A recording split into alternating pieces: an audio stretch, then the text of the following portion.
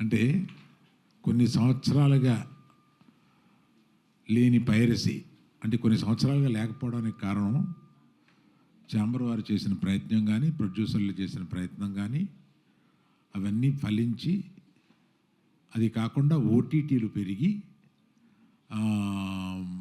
ఆ తర్వాత థియేటర్లో, చిన్న చిన్న థియేటర్లో కూడా సినిమాలు వేసి పైరసీ అనేది క్రమంగా కిందకి వెళ్ళిపోయింది.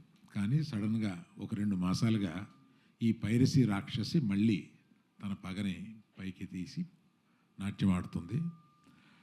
ఇది మరీ ఎత్తుకు లేవకుండానే దీన్ని తీసేయాలి అనే ఒక ఉద్దేశంతో యాక్చువల్గా ఇది మొన్న ఈ మధ్యకాలంలో లేనిది మొన్న దిల్ రాజు గారి సినిమాతోటి ప్రారంభమైంది మళ్ళీ. అప్పుడు చాలా ప్రయత్నాలు చేసి మేమందరం ఇదివరకటి నుంచి ఛాంబర్లో ఒక సెల్ పెట్టుకున్నాం.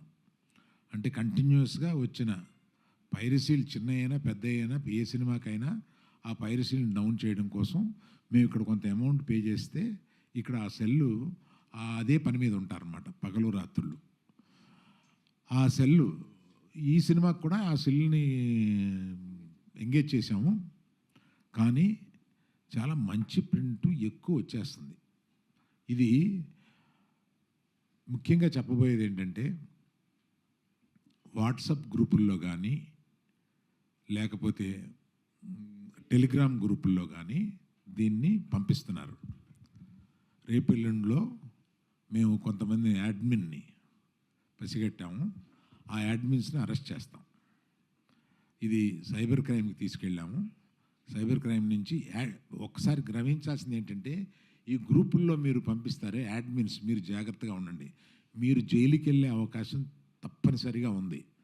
మేము దీన్ని కొంచెం పెద్దదిగా చేసి కొంచెం పట్టుబట్టేలాగా పట్టుదలతో ఉన్నాం దీన్ని. అందువల్ల హెచ్చరించడం ఏంటంటే ఇది ఒక క్రైమ్. ఈ మధ్య మర్చిపోయాము మనం, కానీ ఇది ఒక క్రైము. దీనికి ఒక ఇదివరకన్నా సైబర్ సెల్స్ చాలా బాగా పనిచేస్తున్నాయి. ఇదివరకు ఉన్నంత కష్టం కాదు, ఇప్పుడు పట్టుకోవడం కూడా కొంచెం తేలికైంది. అందువల్ల అందరికీ ఈ పర్టికులర్గా వాట్సాప్ అండ్ టెలిగ్రామ్ గ్రూపులకి నా హెచ్చరిక, వాళ్ళ అడ్మిన్స్ జాగ్రత్తగా ఉండండి. మీరు పొరపాటున దీన్ని ఫార్వర్డ్ చేస్తే అడ్మిన్దే బాధ్యత అవుతుంది. అడ్మిన్ జైలుకి వెళ్ళే అవకాశాలు ఉన్నాయి. ఇలాగా కాకుండా కొన్ని వెబ్సైట్లు ఏదో అది తెలియక కుర్రోళ్ళు సరదాగా వెబ్సైట్లో పెడుతూ ఉంటారు.